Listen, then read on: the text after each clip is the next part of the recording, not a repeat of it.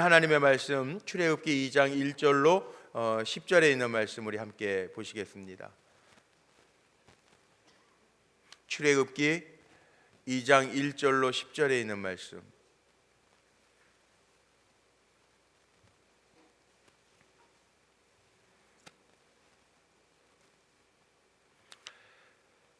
교독합니다. 출애굽기 2장 1절로 10절에 있는 말씀. 1절 제가 먼저 말씀 읽습니다.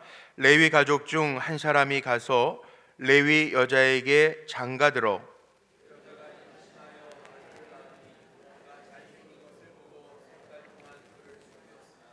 더 숨길 수 없게 되매 그를 위하여 갈대 상자를 가져다가 역청과 나무진을 칠하고 아기를 거기 담아 나일 강가 갈대 사이에 두고 바로의 딸이 목욕하러 나일강으로 내려오는 시녀들은 나일 강가를 거닐 때 그가 갈대 사이에 상자를 보고 시녀를 보내어 가져다가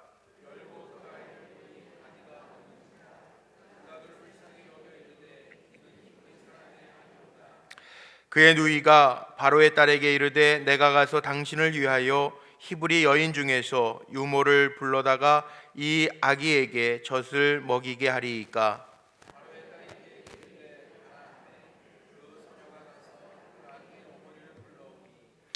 바로의 딸이 그에게 이르되 이 아기를 데려다가 나를 위하여 젖을 먹이라. 내가 그 삭슬 주리라. 여인이 아기를 데려다가 젖을 먹이더니 그 아기가 자라매 바로의 딸에게로 데려가니 그가 그의 아들이 되니라. 그가 그의 이름을 모세라 하여 이르되 이는 내가 그를 물에서 건져내었음이라 하였더라. 아멘. 아멘. 오늘 본격적으로 모세의 이야기 한 사람의 하나님이라는 제목으로 말씀을 나눌 텐데 한 번만 좀 따라해 보죠. 한 사람의 하나님. 하나님이 우리 모두의 하나님이기도 하지만 나를 통해서 일하시는 하나님인 거 기억하시기를 바랍니다. 나를 통해서 하나님이 드러나기를 원하심을 기억하시기를 바랍니다. 성경의 이야기를 보면 제가 느끼는 게 하나 있는데 세상 사람들은 이렇게 얘기해요. 시대가 영웅을 만든다고 그래요. 그 시대가 영웅을 만든다. 예를 들면 이런 거죠. 임진왜란이 이순신 장군이라고 하는 장군을 만들었다. 세계 제2차 대전이 루즈벨트 대통령과 같은 사람을 만들었다. 그렇게 얘기하는데요. 성경을 읽으면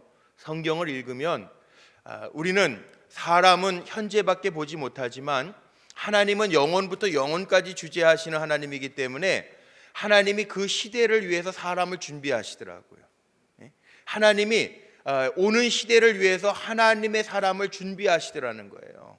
전 여기 오늘 예배 모인 귀한 분들이 하나님이 준비하시는 사람 되시기를 바랍니다. 그러니까 우리 모두의 하나님, 역사하시는 하나님이지만 오늘 이 예배를 통해서 우리가 만나야 할 하나님은요, 나를 통해서 일하시는 하나님을 만나야 돼요. 그러니까 나를 통해서 하나님이 드러나게 해야 돼요. 사람은 이상하게 우리가 살아가면서 솔직하게 고백하면 내가 힘이 가면요, 자기를 드러내고 싶은 충동이 있어요. 누구나 그렇습니다. 힘이 생기면 나를 드러내고 싶은 충동이 있는데 하나님의 방법은요, 내가 힘이 있어서 잘 되는 게 아니고 하나님이 나를 붙들고 계시기 때문에 쓰신다라고 하는 거 그거 기억하면서 살아야 돼요. 그거 기억하면서 살아야 돼요. 그걸 간증이라고 그러잖아요. 간증이라고. 그러니까 우리는 내가 드러날 사람들이 아니고요, 나를 통해서 하나님이 드러나면 돼요. 오늘 이야기를 보세요. 모세가 출생하고 모세가 어떻게 자랐는지에 대한 이야기를 보면서 그 이야기를 통해서 우리가 가장 먼저 봐야 될 게 뭐냐 하면 여기에 감추어진 하나님의 손길과 역사와 섭리가 있음을 볼 수 있어야 돼요. 그게 얼마나 중요한데요. 전 우리 성도님들의 자녀들도요, 하나님의 계획과 역사와 섭리와 도우심과 인도의 손길이 나타나기를 바랍니다. 이거 중요한 거예요. 굉장히 중요한 거예요. 어제 수능고사를 봤죠. 우리 자녀들이 수능고사를 봤는데 그동안 기도 많이 하시고 어제도 이렇게 제가 장례가 있어서 첫 시간만 기도하고 나갔는데 기도하고 보면서요, 제 마음속에 그런 마음 들더라고요. 아이들 한 사람 한 사람 통해서 역사하시는 하나님이잖아요. 그러니까 한 사람 한 사람에게 역사하신 하나님이 없이 우리의 하나님만 되면 안 돼요. 한 사람 한 사람에게, 우리 여기 앞에 뭐 예를 들어 박영미 원장님, 송기원 장님 다 계신데 한 사람 한 사람에게 역사하신 하나님 만나야 된다고요. 예? 아이들에게도 마찬가지예요. 자녀들에게도 뭐 어제 우리 이렇게 이름 보니까 빠진 사람들 다 추가하고 막 이러니까 41명이더라고요. 제가 그래서 어제 기차 타고 장례 가면서도 그 아이들 놓고 기도하면서 갔어요. 근데 오늘 아침에 일어나니까요, 여기 지금 계신가 모르겠는데 제 눈에는 안 보이는데 우리 집사님 한 분이 저한테 1년 내내 딸 고3짜리 딸을 위해서요, 저한테 매일 하루도 안 빼놓고 기도 제목을 보내주신, 야, 그런 아빠가 있어요. 어떤 보통 아빠가 아닌가, 그렇죠? 남의 딸이니까 뭐 놀래지도 않으실 줄 알았어요. 제가 뭐 기대는 안 했지만 그래도 마음볼 그렇게 쓰면 안 돼요. 아멘 해줘야지. 놀랍지 않아요? 놀랍죠. 정말 놀랍죠. 아버지가요, 그러니까 이게 아버지가, 엄마가 아니고 아버지가 매일 제 카톡으로, 저는 그게 농담인 줄 알았어요. 예배 마치고 하는 어느 날 저한테, 목사님 1대1 기도가 있는데 목사님한테 제 기도 제목을 보내드릴 테니까 매일 기도해 주실 수 있죠. 그러고 시작을 한 거예요. 그런데 정말 하루도 안 빠지고 기도 제목이 올라와요. 1시만 되면. 기가 막히죠. 그런데 어제 시험 끝나고 오늘 아침에 뭐라고 문자가 왔냐면, 그동안 기도해 주셔서 감사합니다. 기도 덕분에 시험 그동안 쌓아놓은 실력 잘 발휘해서 실수함이 없이 시험을 잘 마쳤습니다. 이제 1대1 기도를 마치도록 하겠습니다. 목사님 그동안 기도해 주셔서 너무 감사합니다. 야, 1년 내내 전 이런 성도님들이 많았으면 좋겠어요. 왜냐하면 이건 그 자녀에게도 이렇게 영향을 끼칠 거라고요. 저는 믿어요. 오늘 모세의 이야기를 제가 묵상하고 읽으면서 미래까지 보시는 하나님이기 때문에, 사람은 시대가 사람을 만든다고 하지만, 영웅을 만든다고 하지만, 하나님의 방법은 조금 다른 것 같아요. 하나님의 방법은요, 그 시대를 보실 수 있기 때문에, 미래를 보실 수 있기 때문에, 앞날을 보실 수 있기 때문에, 하나님은 그 앞날에 사용할 사람을 하나님이 미리 만들어 가신다는 거예요. 여기에 연세 많으시다고 나는 안 쓰시겠지 그러지 마세요. 하나님이 어떠한 모양이라도 하나님은 깨어있는 사람, 하나님이 계획하고 있는 사람, 하나님의 섭리 안에 있는 사람을 하나님은 쓰실 줄로 저는 분명히 믿습니다. 그러니까 모세에게도 섭리가 있었듯이 오늘 예배드리는 한 분 한 분에게도 하나님의 섭리가 있을 줄로 믿습니다. 이미 우리는 하나님의 계획 안에서 부르심을 받았고, 하나님 앞에서 세움을 받았고, 하나님의 계획과 예정과 섭리 안에서 우리를 하나님이 쓰실 줄로 믿습니다. 저는 여러분들이 주님의 영광의 도구가 되기를 원해요. 오늘 찬송했던 것처럼 주여 우리를 써 주소서. 오늘 우리 찬송했잖아요. 조금 전에 마지막 찬송했잖아요. 교회를 위해서 나를 써 주옵소서. 하나님의 영광을 위하여 나를 써 주옵소서. 쓰임 받는 은혜가 가득하시기를 바랍니다. 내일 모레가 새생명 축제인데요, 아마 마음속에 그런 부담들이 있으실 거예요. 한 영혼 우리가 일단 데려오자, 한 사람이 한 영혼 데려오자 플러스 원데이를 하는데, 정말 마음의 부담이지만 그래도 최선을 다해서 기도하면 돼요. 영혼 구원 하나님 가장 귀하게 보이시는 거니까 기도하면 돼요. 혹시 여러분 빌리 그레이엄 목사님 아세요? 들어보셨죠?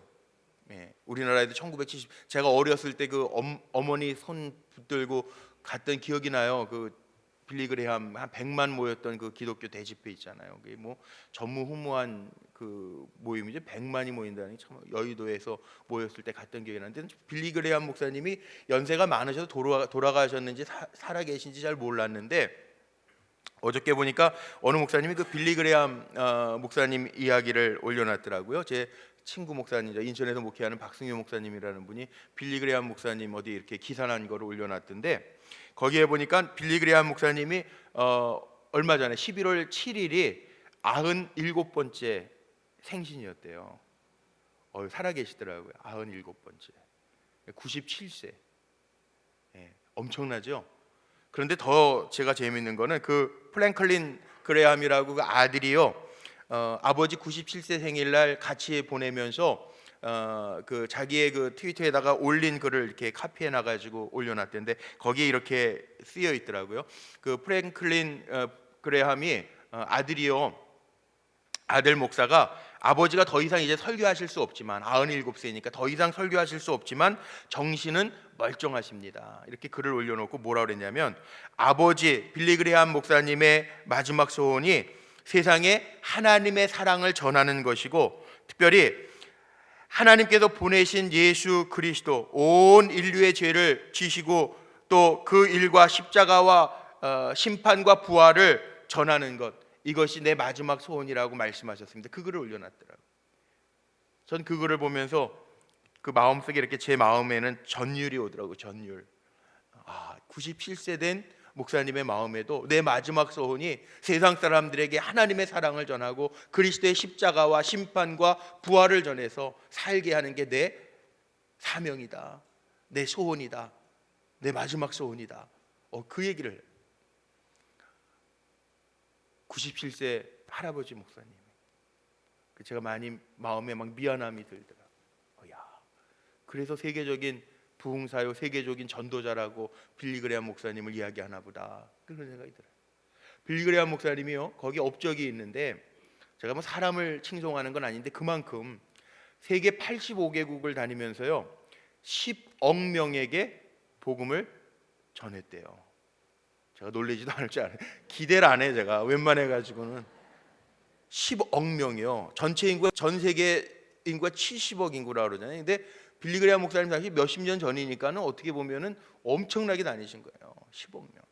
그 예수 믿기로 결단한 사람, 빌리 그레함 목사님의 설교와 집회를 통해서 뭐 방송을 통해서 예수 믿기로 결단한 사람이 1억 명이래요. 1억 명. 그렇지. 그렇게 좀 놀래 주셔야 돼요. 1억 명이요. 우리나라 인구보다도 많다고요. 남북을 합한 인구보다도 많다고요. 엄청나지 않아요? 그게 전 충격이에요. 그래, 하나님은 시대마다 사람을 쓰시는데, 빌리 그레함 목사님 뭐 이제 뭘 하시겠어요? 사실 어떻게 보면 97세래니까. 그런데 내 마지막 소원이 하나님의 사랑을 전하는 거고 예수를 전하는 거라고. 그런데 그게 마지막 소원인데요, 그가 이루는 업적을 보니까 정말 대단하잖아요. 10억 명에게 복음을 증거하고 1억 명이 그리스도, 그 빌리 그레함 목사님을 통해서 그리스도께로 돌아왔다고 하니 얼마나 놀랍습니까? 근데 성경에 보면 다 이런 스토리가 있잖아요. 사람마다 다 우리가 사실은 쓰임 받기 위해서 이렇게 지나가는 사람들이에요. 나를 드러내는 사람들이 아니고요. 제가 오늘 제목이 한 사람의 하나님이란, 나를 통해서 하나님이 드러나면 되는 거거든요. 내가 드러나면 그건 교만이잖아요. 자기를 우상화하면 그건 죄잖아요. 그런데 나를 통해서 하나님이 드러나고 나를 통해서 하나님이 일하심이 보여질 수 있다면 그건 축복인 줄로 믿습니다.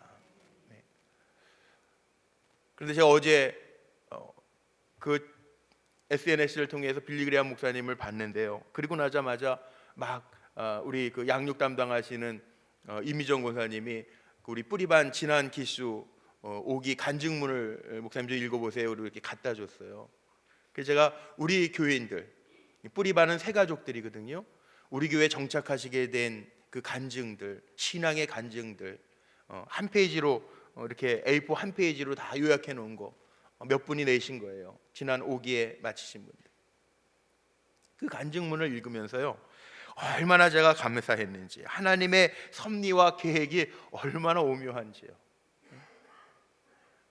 그동안 신앙생활 안 했던 분이 마음속에 여러 가지 일들을 만나면서 시련을 당하면서 고난을 당하면서 신앙생활을 해야 되겠다라고 마음 먹었는데 어느 교회를 갈까 고민하다가 가까이 우리 교회가 있어서 나오기 시작했는데, 마침 또 특별 새벽 기도회를 한다고 해서 문제가 있던 차에 기도를 시작했는데, 그 기도회를 통해서 정말 기적과 같이 이렇게 그 문제가 풀렸다는 거예요.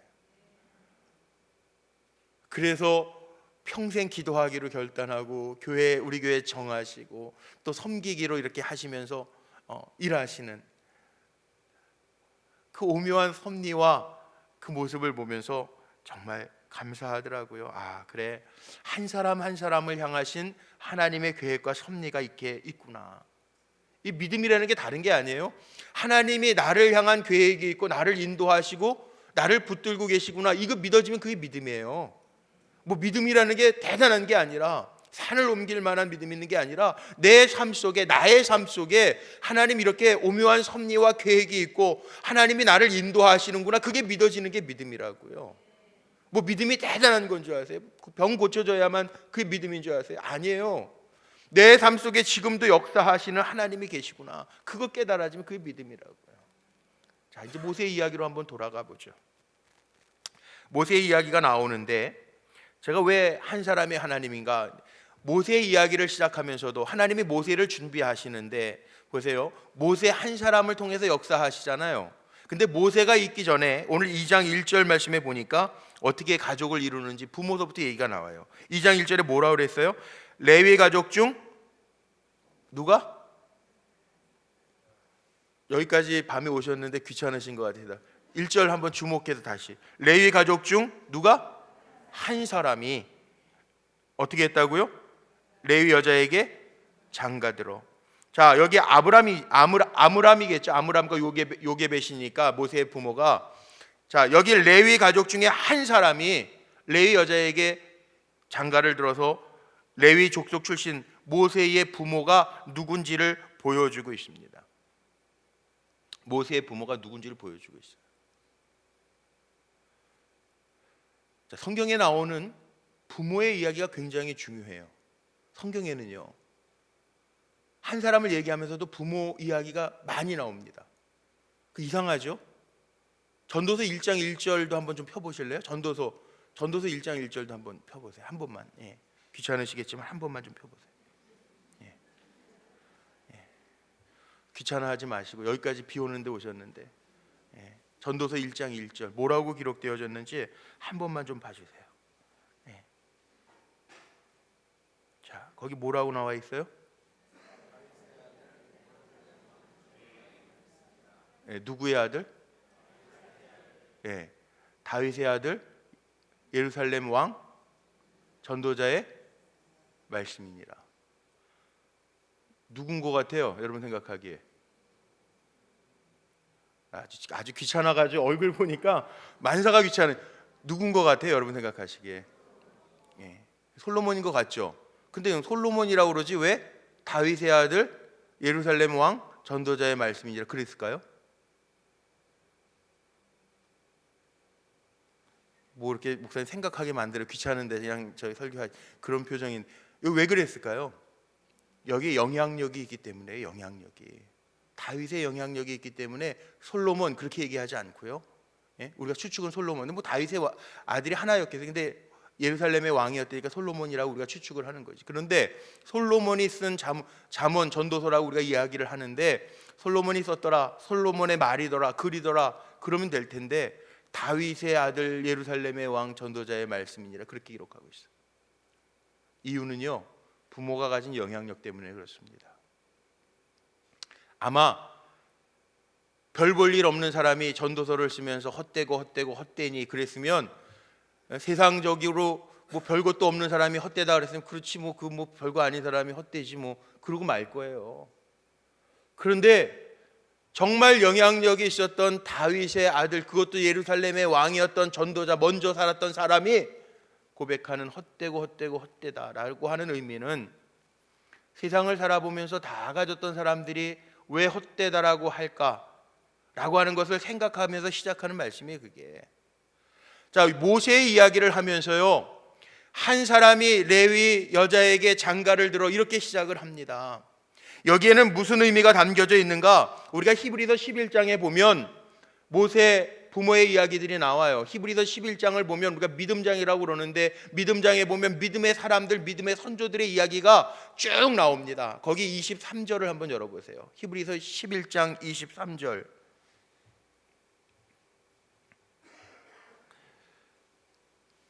아주 중요한 의미의 말씀이 있어요. 히브리서 11장 23절. 자, 우리 찾았으면 같이 한번 읽어보죠. 큰 소리로 시작.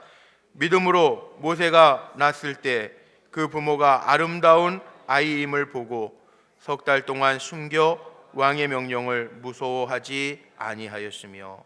자, 여기에 차근차근히 한번 보세요. 믿음으로 모세가 났을 때, 믿음으로 모세가 났을 때, 믿음으로 모세가 났을 때, 그 부모가 아름다운 아이임을 보고 석 달 동안 숨겨 왕의 명령을 무서워하지 아니하였으며. 자, 여기에 보면 이 당시에 어떤 명령이 떨어졌냐면 바로 왕이요, 남자 아이가 나면 다 죽이라고 그랬죠. 출애굽기 1장에 나오죠. 히브리 산파에게 명령하죠.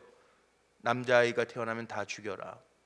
그런데 여기에 믿음의 이야기를 하면서 모세 부모를 이야기하면서 부모가 아름다운 아이임을 보고, 자, 질문 하나 던질게요.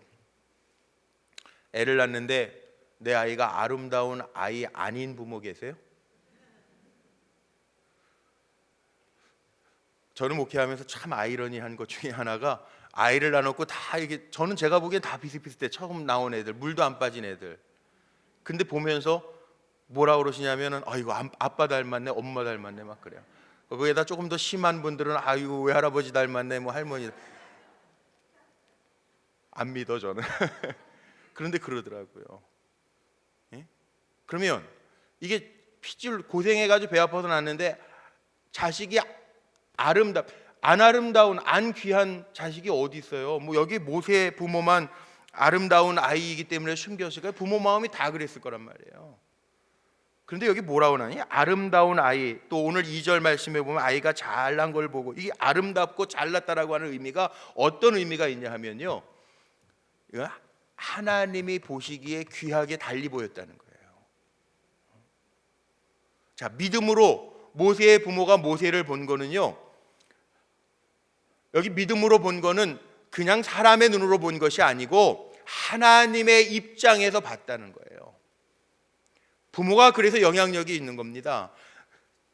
전도서를 이야기하면서 다윗의 아들, 예루살렘의 왕, 전도자의 이야기, 여기에 의미가 있는 겁니다. 왜 부모를 언급하냐 하면 부모에게 영향력이 있기 때문에 성경은 부모들을 언급하는 거예요.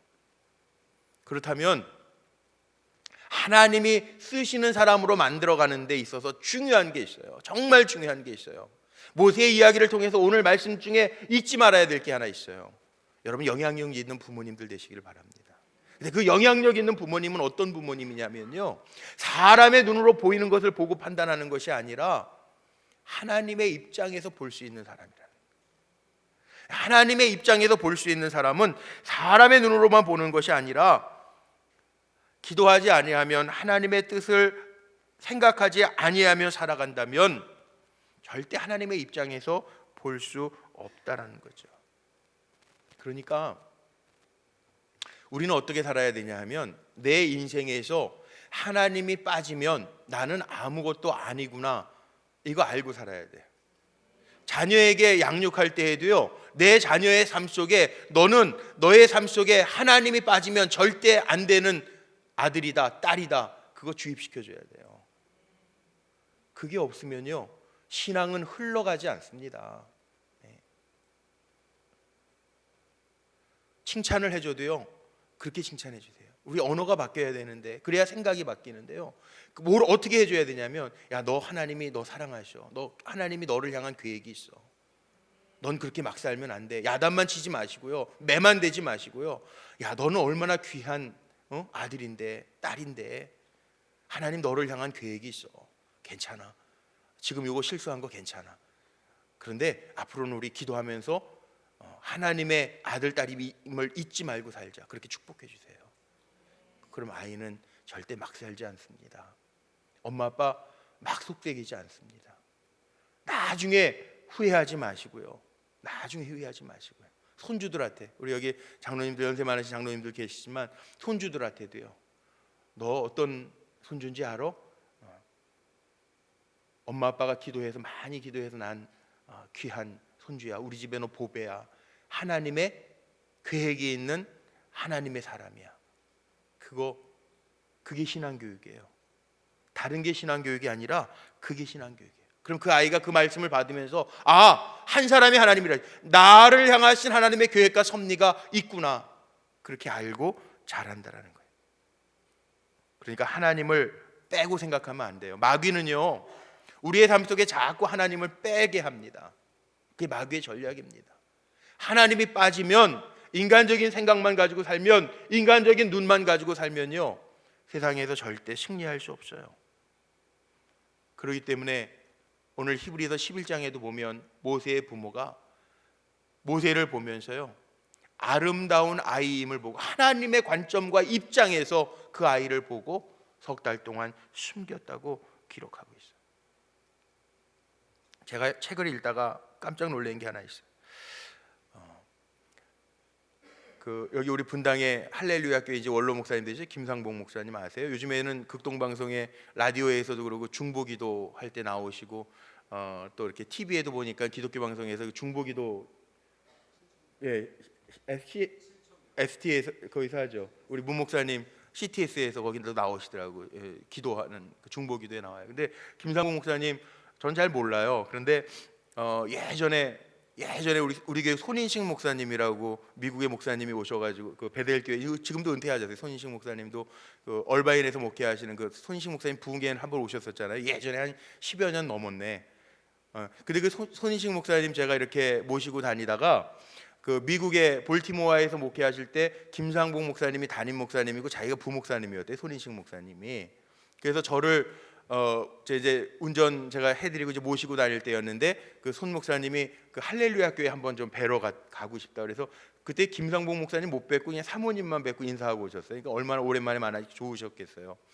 그리고 이제 왔던 기억은 나는데, 그래서 저는 개인적으로는 김상봉 목사님 잘 몰라요. 근데 책을 읽다 보니까 김상봉 목사님에 대한 스토리, 모세와 같은 스토리가 있더라고요. 그 산정현 교회 주기철 목사님은 아시죠? 순교자 주기철 목사님. 근데 김상봉 목사님이 그 교회 출신이시라는 거예요. 그런데 더 놀라운 것은 그 김상봉 목사님의 부모님이 주기철 목사님이 옥고를 치룰 때 뒷바라지를 하셨대요. 저도 그 책을 읽으면서 이렇게 꿰어지더라고요.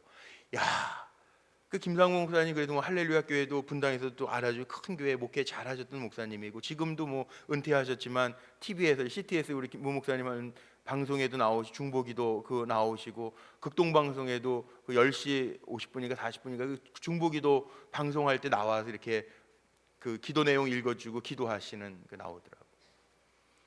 제가 그걸 보면서요, 책을 읽다가 그걸 보면서 제 마음속에 이런 거 느껴요. 야, 그 주의 종 하나도 거저 나오는 게 아니구나.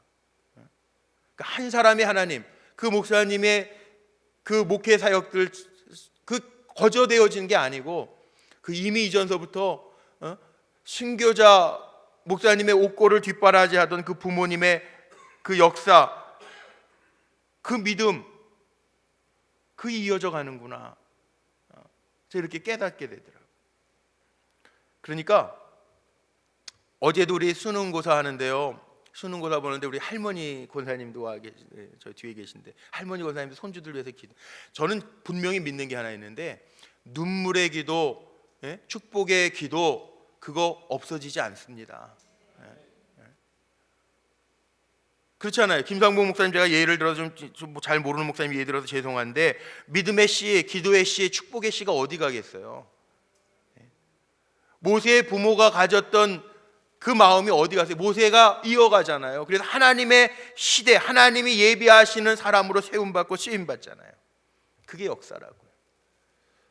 오늘 비가 오는 추운 바람 부는 음산한 금요일에 하나님 앞에 엎드려 기도하는 여러분의 기도, 여러분의 눈물이 없어지지 않으리라 저는 분명히 믿습니다. 이게 한 사람의 하나님을 만나게 하는 역사가 있다는 거예요. 또 하나는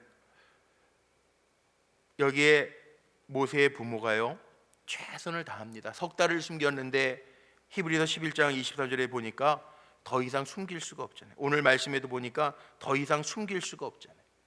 그 갈대 상자를 만들어 가지고요, 거기에다 모세를 집어넣어 가지고 역청과 나무진 다 해가지고 물이 스미지 않게 해서 띄워보내잖아요. 그러니까 숨길 수 없을 때 이렇게 띄워보내잖아요. 하다 안 되니까 어떻게 하죠? 하나님 앞에 완전히 맡기는 거잖아요. 이거는 방법이 없잖아요. 최선을 다해서 물 새지 않게 해서 그 다음에는 하나님 앞에 띄워보내는 거잖아요. 그런데 결국은 하나님이 하시더라고요. 하나님이 하시더라고요. 그러니까 믿음은 뭐냐면요, 어제 수능이 봤으니까 수능을 예로 들게요. 나는 하나님 믿으니까 공부 안 해도 하나님 주시는 점수가 있을 거야. 그건 아니에요. 믿음의 사람들이 조심해야 될 게 있어요. 바로 해석해야, 바로 알아야 돼요. 뭐 예수님이 공중에 나는 새를 보라, 뭐 일하지 않고 들에 핀 백합화를 봐라, 뭐 수고. 그러면은 사람들이 다 그럼 아무것도 안 해도 우리는 그냥 거저 하나님 주시는 은혜가 있나 보다. 물론 거저 주시는 게 은혜니까 은혜가 있죠. 그런데 그렇게 최선도 안 하고 노력도 안 하고 아무것도 안 하는 이들에게 열려지는 은혜는 아니에요. 여러분, 우리는 최선 다해야 돼요. 노력해야 되고요. 그리고 하나님 앞에 중요한 거 맡겨드려야 되는 거예요. 최선 다하고 맡겨드리는, 하나님의 계획과 섭리와 인도하심이 있으리라 라고 하고 믿고 맡겨드리는.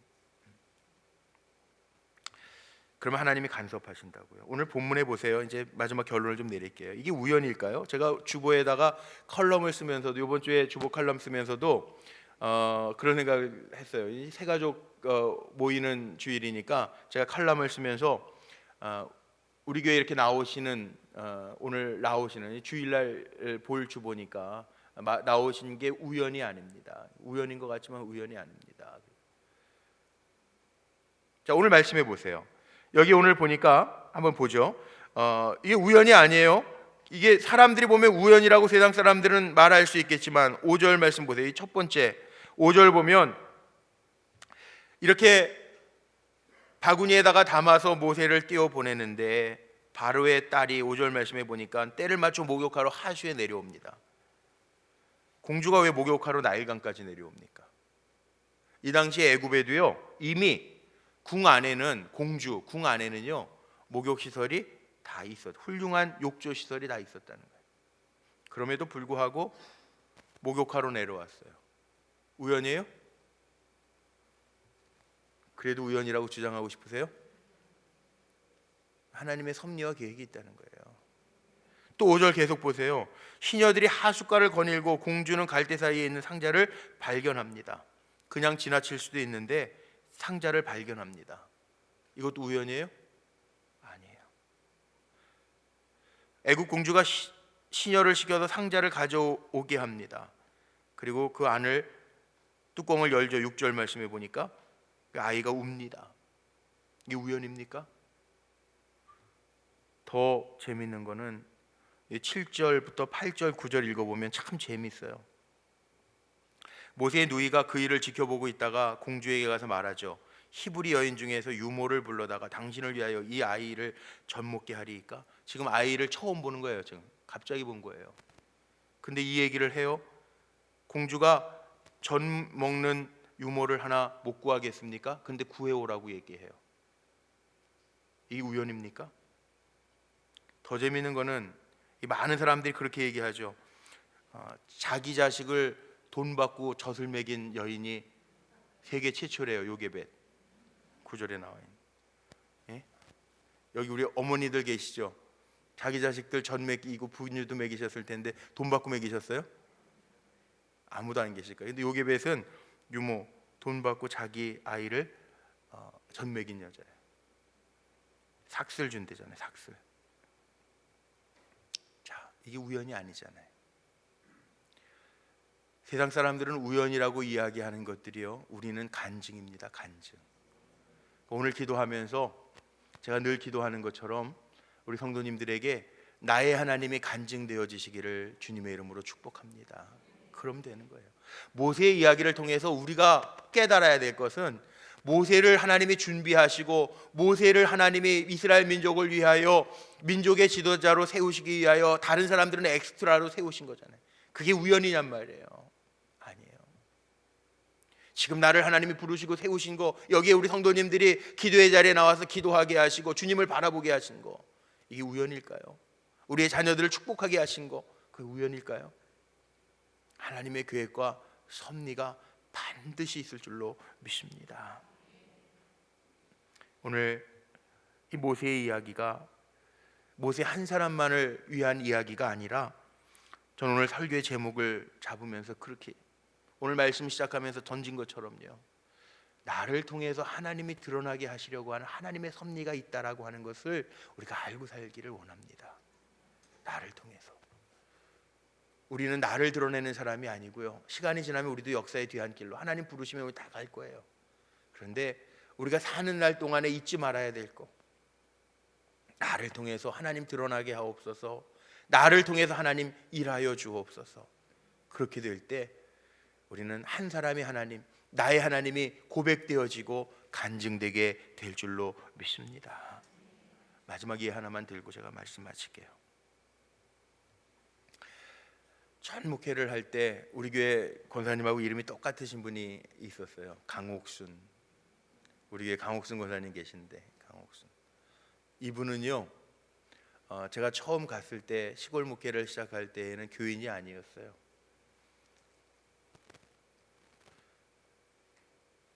오히려 이 사람이 아파가지고 폐병이 있어가지고요, 남편들이 참 못됐어요. 이게 억하심정이라는 게 있어가지고 일 못하고 아프니까 때려.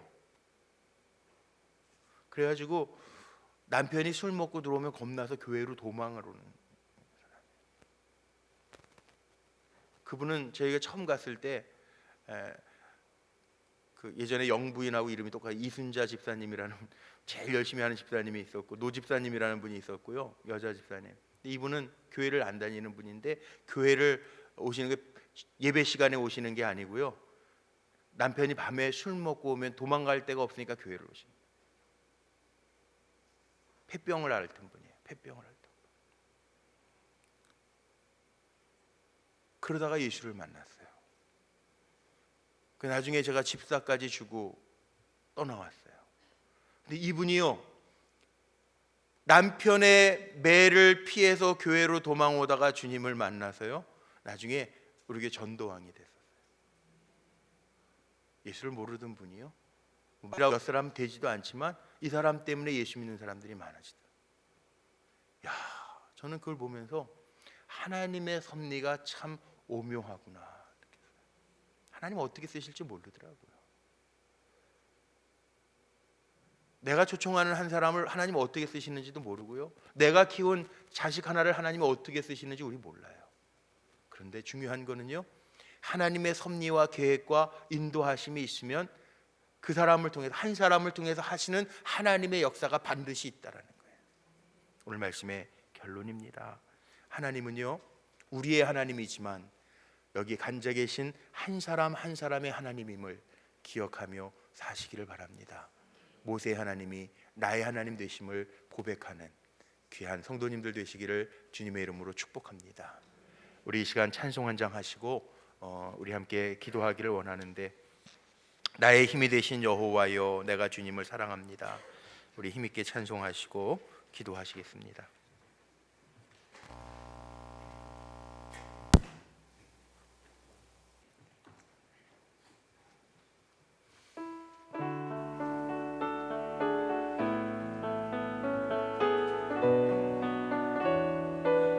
나의 힘이 되신 여호와여, 나의 힘이 되신 여호와여, 내가 주님을 사랑합니다.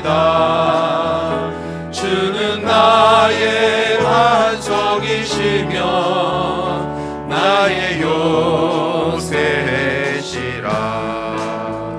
주는 나를 건지시는 나의 주, 나의 하나님, 나의 피할 바위시요, 나의 방패시라.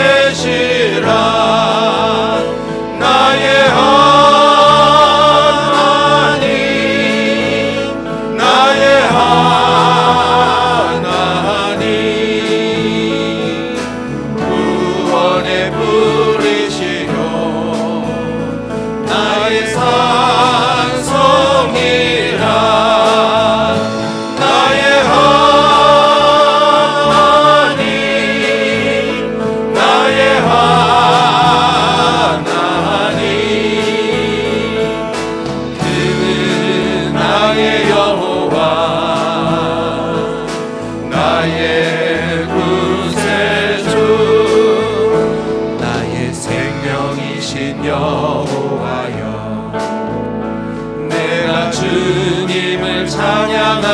하옵니다. 주는 나의 사랑이시며 나의 의지이시라.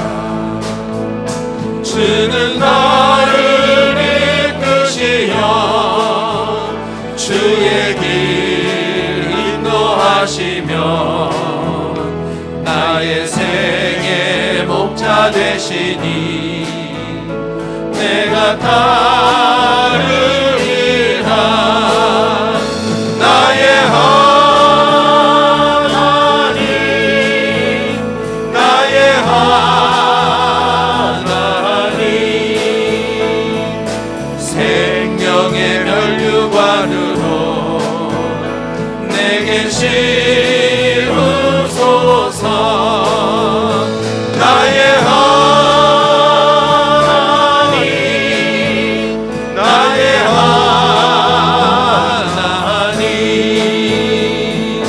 그는 나의 여호와, 나의 구세주. 우리가 찬송했던 것처럼 나의 하나님이십니다. 나의 요새시고 나의 피할 바위시고 나의 산성이시고 나의 힘 되신 하나님. 하나님이 우리 모두의 하나님이시지만 우리 모두의 하나님으로만 끝난다면 내 간증이 없잖아요. 하나님이 아시기 때문에 하나님의 때 하나님의 시대를 위해서 노아를 준비하시고 모세를 준비하시고 요셉을 준비하셨던 것처럼 하나님 나를 준비해 주시고 내 자녀들을 준비해 주시고 내 하나님이 내 자녀의 하나님 되게 하시고 내 믿음의 동료 내 옆에 있는 권사님 집사님의 하나님이 되어 주옵소서. 우리가 그런 믿음으로 살아야 돼. 모세 하나님, 모세가 어려서부터 태어나기 전서부터 하나님 예비하시고 하나님이 준비시키시고 하나님의 역사를 이루셨던 것처럼 오늘 하나님 나를 향한 계획, 나를 향하신 하나님의 섭리, 나를 향하신 하나님의 사랑과 인도하심이 보여지고 나타나게 하옵소서. 내 자녀를 통하여 보여지는 하나님의 섭리, 인도하심이 나타나게 하옵소서. 우리 간절한 마음으로 기도하시는데 주님의 이름 크게 한번 부르짖고요, 간절한 마음으로 기도하며 나아갑니다.